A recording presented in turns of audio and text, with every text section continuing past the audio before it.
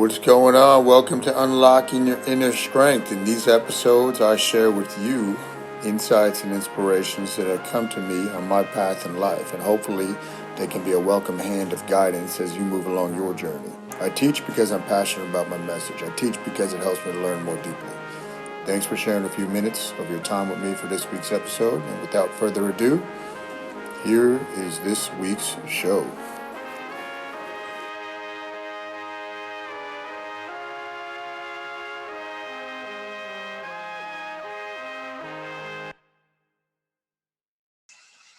What's up, everybody? It's Kyle with another episode of Unlocking Your Inner Strength. Got a special guest with me today. So normally I don't have, the show is solo, but I have GL with me, longtime friend, longtime Newell Strength client today. What's up, G? How you doing? Good. How you doing, guys? How's everybody? Cool, man. Doing well. So we both thought this would be good and useful. GL's getting back on track, like so many people, right, that have fallen off with their routines. Basically coming up on a year. You know, when people's routine, it has a trickle down effect when you interrupt it, like with the COVID stuff, things go sideways. So GL was gracious enough to agree to do a live mind map session with me. A lot of people have questions on what mind map is anyhow, like what a session looks like. So that's what we're going to do today. And you'll kind of see, how we explain the brain, how we go over that stuff, and what he walks away with. So, G, you ready to go? Absolutely, yeah. All right. So first thing, what is, as of late, the past couple months, whatever, what's been the top of mind emotion for you? Emotion, like I was like depressed. I was bothered because I've gained all the weight back. Not all of it. I gained about 75 pounds back. Okay. And I lost 30 pounds. So again, close to half the weight back due to COVID. Because of the fact that, you just get to a point where you're like, what the hell? I go to the gym, but then I come home. I love my wife. I love my daughter, but I need to be social. I'm like anybody else. I like to see people. If you're not seeing people, what's the point of taking care of yourself and looking good or trying to be better? I do it for my daughter. I do it for my wife, but that only goes so far. Okay. I mean, totally understandable. So let's rank that first. So this depressed feeling you have, right? Let's say you look back at your life, 10 is the most it's ever been for you. Where would you put that on a scale of 1 to 10 right now, that feeling of depressed? I'm probably like a good 6 or 7, maybe an 8. All right, so we'll call it an 8. Okay. So the goal then, with today's session is to come up with something that can help you start getting that to a 7. Not to get to 0. It's like, let's knock it down one thing, right? That's how the brain works. So we got that. Now, what would you say is the big, or maybe there's a couple of them, big stresses in your life right now, big threats that are kind of eating at you and knocking you off track? Let's see. You're going to laugh, but one of the biggest stresses probably was my closet. Okay. I lost all this weight, and then COVID happened, and I was doing good for a little while, and then the clothes started getting tighter and then tighter, and then I had to buy like some new jeans and stuff. So like, I have all these great clothes because I lost all this weight and I did so good, and then I took a nosedive. So that pissed me off. So that was a big stressor, and I'm getting back on track for that. Another thing is just my overall strength. I have, starting at 0 again. I'm like, when I started getting back, before I left, I was able to do like straight push-ups and all stuff. Now I'm doing like elevated push-ups. It feels like I'm starting back at the beginning. And the beginning was really hard for me 2.5 years ago. Does that make sense? Yeah. Yeah. So these feelings are like starting over, right? And I think that's what you're feeling with both of those things with your strength and conditioning and your closet. Yeah. Right. Is, so that's kind of what we have to go after. When you were building up your strength and the clothes, the wardrobe was fitting you the way you wanted it to fit. What did that how did that benefit your life? Like, what did you feel? What was good about that stuff? I had such good confidence. I felt confident. I walked into a room and I knew that I was happy, and nobody was looking at me like the big fat kid in the corner. I was just everybody else. I mean, growing up, I was a big kid. I was big, and I always had that lack of confidence and fear walking into a room because people looked at you differently because you're a big guy. Like, it's like the parting of the seas and stuff. And some people, I'm not the godfather. I'm just a guy, and I just want to be left alone, but I don't want to be noticed. And when I lost all the weight and I had the confidence to walk into a room and say, like, hey to everybody, and know that they weren't looking at me for my size, they're looking at me for my personality. Okay. So it's the confidence and fitting in. And that feeling, guys, is very real. The feeling of fitting in or not fitting in. And allow me to explain a little bit about the brain, right? In the midbrain, we have it's called the ACC, anterior cingulate cortex. That part of our brain is hardwired for connection, right? It's also very, very, very sensitive to judgment. So when you feel that you're getting judged or people are looking at you because you're heavy, whatever, it doesn't make a difference why you think that. That's very threatening, right? Mm-hmm. When that happens, we are constantly going to get knocked back, no matter how well our intentions are, or whatever goals we have to make that animal part of your brain, that mammal part of your brain, content and happy. So that's what Gio's talking about, as far as he was feeling like he was fitting in finally, right? Maybe for the first time in your life, like he belonged, and that he was, people weren't staring at him because he was heavy. Whether that was true or not, it doesn't matter. It was true to him, and that's the thing. It was true to him. It doesn't, you might not be able to understand that, but it's true. If it's true to you, it's true. To that feeling of fitting in. So let's dig a little deeper too, because we got to, going back 2.5 years, that feeling of fitting in, right, and the confidence. How does that benefit you as a dad, as a husband, as a man? Like, what's important about getting back to that? Well, when I first started with you, you asked me 1, 2, 3, 4, 5, 6. No, 5, 6, 7. 5, 6, 7. Yeah. I still have the card. So the first thing I told you, and you kind of laughed or joked about it, is I want to live. I was really obese. I was on a bad path. I see I have it. See, look, he has such pretty handwriting. Look at his handwriting, so nice. And I just told him I wanted to live. I just wanted to enjoy life instead of being stagnant and watching everybody else around me have fun. I want to be the father that can go out and play with his daughter and run and stuff. And when I first started, I couldn't do that. And I want to ride a roller coaster. Yeah. So people might not know that part of your story. When Gio came to us, well, the first time you came, it was that, right? It was the health issues. And right. The first time I came was ripped dads. Yep. To just kind of give people the short of it, as far as you came for ripped dads. You got started, but we weren't going all the way in, right? And then I'll do it. I'll tell you. All right. I did ripped dads. I did it to appease a lot of people. I was happy. When I first did it, this very short Cliff Notes thing is, my friend John Mazwara worked with Kyle, and he said, you want to get healthy, reach out to Kyle. So I did it. I emailed because I figured that Kyle doesn't check his email, so I can get away with that. No, it didn't happen. So he got the email, and then he called me, and I was like giving him all these answers of like, no, I can't. Yeah, it didn't work either. I had no way out. So I showed up at the gym. I did it. I did the ripped dads, but I did it half-assed. Half butt. I did the motions, but was not totally committed. I had mediocre results. So I lost some weight in the butt when I gained the weight rather quickly back because I became stagnant again.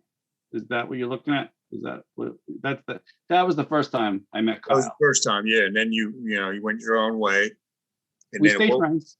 I texted you. Yep. What was the thing that brought you back around, what you just mentioned, as far as The roller coaster.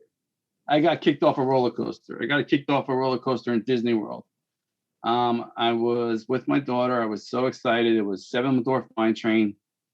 Waited online for like 3+ hours, blah, blah, blah, blah, blah. Fast forward. The almighty gate for big people did not go down. It didn't go on my legs. And I had to do the walk of shame. So I did the walk of shame. And that was my trigger. That was the bottom of the barrel for me. I reached out to Kyle when I got back. No, did I reach out to you, or I asked you? Oh, I know I did. I asked you. I wanted to take the easy way out. I reached out to him. I said, "What's your opinion on gastric bypass?" And Kyle is like, "No, it's not a good idea." I'm like, so that's my story. And then Kyle can take it from there about me reaching out to him and stuff. Yeah, and that was and you think, guys, everybody's got, or maybe not, maybe it hasn't happened in your life yet, but you're gonna have that moment where there's gonna be pain. And a lot of times it's emotional pain. Your brain doesn't distinguish between that. But that feeling getting kicked off doing the walk of shame, right? We talked about judgment and that feeling you had in front of your daughter, and that you never want to feel like that again. Right. And you want to be looked at like all dads. You want your child to look at you in this, as larger than life in some ways. We're all going to let them down sooner or later. But we want to be there for them and be the role model we can be for them, and be that strong presence. So that's where GL has to get focused again now, guys, is remembering that pain that you felt that day, okay? And that feeling of confidence that you want to have, because that's going to pass on. GL's daughter's name is Hope, guys. But that's going to pass on to Hope. She's witnessing, she's watching this, right? She's watching this. And GL's at a point right now. He can go this way or this way. So he can go back to how he was before he came, and or he can say, you know what? Yeah, I had a setback, but I want to start back, start back at it. So GL told you he gained a lot of the weight back. He didn't gain it all back. No. So that's a good thing, right? Absolutely, yeah. That's a good thing.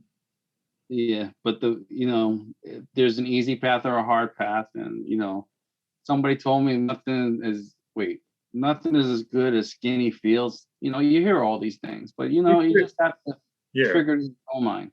You do, and it's a feeling we're after, right? So this getting back to your wardrobe, getting strong again. Yes. Right? These are feelings of confidence and making you feel good. Right. I mean, like I did, what was it? The Warrior race, obviously not this past summer, but the summer before that. I had no idea about what the hell the Warrior race was, but I did it. I competed in it and I completed it, and I felt overjoyed. Now, if you ask me to do a Warrior race this weekend, no way in hell. That was hard. Yeah. Yeah, you did it. Tough. Okay, so let's circle back to, we got to get this feeling of depression down to a 7. Right. And, okay. and when you do a mind map, guys, it doesn't happen in necessarily in the session. GL's got to put in whatever we decide on. It's got to be his choice. It's got to do that. And the next time we do this, we're going to try to get it down another point, wherever he is at that point. Right. So you've been going, I've been seeing you a lot. You're at the gym a lot. So you got that part down, right? Right. Okay. Where do you feel is the habits that we either have to break or implement again? Like, is there a bad habit that we got to focus on getting in the way of, or do we have to start implementing another habit? No, I think we have to refocus on the habit of food. I mean, right now with COVID, you're going to hear that a lot from me. COVID. But food, I miss going out. I miss doing stuff. Miss going, even just the routine. Like when I lost all the weight, or in the past, I had such a strong routine. I used to be able to fast for 4.5 to 5 days. And the reason I did that is because I had such a structured day. Get up, go to work, walk, come home, or go to the gym, come home, hang out, go to bed. And I didn't eat. Now I don't have that structure. So I have to figure out a new place for structure. But my biggest issue is the food. The availability of food is so great right now. And there's nothing else really to do to be distracted of it. Even because it's winter. Nobody wants to go play outside. It's winter. So those are my things. probably the biggest thing is the food. As you say, it's my drug of choice. Yeah, and you guys, food is a drug, like Gio just said it. And more people have seen that now more than ever. It's not just something we say; it is literally a drug, right? And it's the approach that we've used with GL that I believe in is the fasting. Now, we were texting the other day, right? So one of the key components, I think, with someone that's in your situation or yourself is say, we think of food in different ways, and we do. But recipes, I'm going to put on your list, looking up tasty recipes with food. I mean, food can taste great, even if it's clean or good for you. Okay. Doesn't have to be dry chicken breast and dry broccoli. So that's one thing. Your fasting plan, what are we doing with that right now? Right now I'm doing, according to the phone, I'm doing like, I built it up to an 18 and 6, but realistically I'm probably doing like a 20 and 4 a day. I'm just, it's taking time. I'm building. It just takes time to build up the time, but I'm doing fasting every day, even on the weekends and stuff. I don't take any cheat days or anything. I just follow and do it. So right now I'm promising I'm doing 18 and 6, but it's more. We're back to our weekly check-in on Saturdays. Yeah, Gio had a good check-in. He dropped 7 pounds last week. Yeah, I did, guys. I did drop 7 pounds. I was super excited about that. And I've committed to Kyle. You guys don't know this, but I'm going to try and go for 2 pounds and this week. Be happy with 2, be thankful for more. Yep. So we're going to do that this week. So sleep, how's sleep? Sleep's bad. With the weight gain, my wife yelled at me that I'm snoring again. So, the weight came back into all the places. So I'm working on that, with exercise and dieting and stuff. I'm sure the sleep will come back, but right now it's not the best. Okay. So you're doing a 24. When's the last time you did a 48-hour fast? Long time. I don't know. Long time. So that's something we got to start implementing again. Okay. Like once a week, or? I would until we get the weight back to where we have it. I've got a group I can put you in. One of the ladies that went through the Panda a few times holds, it's an accountability group. Yeah. So I'll tell her. She didn't add you to that yet, did she? I think so. I'm like some kind of Panda. There's a group called Panda something. I'm thinking I'm on it. So as long as you're okay with it, or you've had success with the longer fasting. I did. I want you to commit to them when you're going to do your next 48-hour fast. Today, you're going to tell them, okay? Okay. Sure. Yes, I will do it. Whether you want to do it next, like most of us do Sunday night or Tuesday night, whatever, if you want to do it as a group or whatever. But, that for you with the weekly check-ins, and I think redirecting your focus, it's not just about the weight loss, right? No, that's not it. It's a big picture. It's the confidence, never having to get kicked off the roller coaster again. Like remembering this stuff, remembering that pain. The pain's a powerful motivator. Absolutely. More so than pleasure. So what questions do you have for me? Let's see. I know one thing I got to talk to you about, or I guess we can talk now, is I got to get new goals. When I finished the goals last November, 2 Novembers ago, I felt like a fish. I was flopping around. I did all my stuff. I had no determination. So I got to do that. You want goals or 5, 6, 7, or you want like quantifiable goals? I don't know. The card thing. Is that the 5, 6, 7? 5, 6, 7. So let's do that right now. And this is powerful, guys, because the brain, Gio talked about he feels depressed, right? So depression, when we're talking about it in these terms, is basically freeze mode. Okay. Your brain's going to go into freeze mode when you don't have clarity. Yeah, right. It can't. Yeah. 3 options are really: you're going to fight the situation, you're going to flee, and most of the time it would go into freeze mode because those aren't options really in our everyday life to just run away or you can't physically fight it. So he's in this freeze mode. So part of getting out of freeze mode is getting clarity. Right? When the brain has clarity, it can predict and respond, figure out the next step, and then it can move forward. Okay. Or let's do your 5, 6, 7, and I think that'll be a good spot to wrap up this mind map session. Okay. And we'll come back to the one thing you're going to do before we do this again. So what's the goal right now? Just short, real quick. The first goal is I have a function in 2 months. I want to be able to wear the suit I bought or the blazer and pants I bought. Okay, that's 2 months. Yeah. Okay. Yeah. 2 months. Okay, so you're wearing the suit that you bought in 2 months. What would be great about that? Why is that important? Because clothes make them. All right. Disagree, but clothes, for me, if I'm wearing a new suit or a great suit, it just boosts your confidence. It's not the man, but it's the clothes, blah, blah, blah. But for me, that's what works. The confidence. Okay. So why is it important to have that feeling of confidence? If you don't have confidence, what's the opposite of confidence? Self-doubt. And I don't want to doubt anymore. I want to be confident. So what does that confidence allow though in your life? Like, why is that important? Because that will give me the fuel to know that I can make a goal and succeed at a goal and complete a goal. Okay, so goal achievement and having success. Yes. What's important about that, about building that muscle and being able to succeed at what you put your mind to? Why is that important to you? Because I lacked it. I lack it right now. I want to start following through and succeeding and stuff. So following through. I want to have the follow through, but I don't want to fail. And okay. Even blah blah blah. If you fail, you learn. But I don't want to fail. I just want to move forward and learn. Okay. So if you have this follow through now built in, right? Like you get back to that, and then or maybe for the first time in life, this is a long term follow through, right?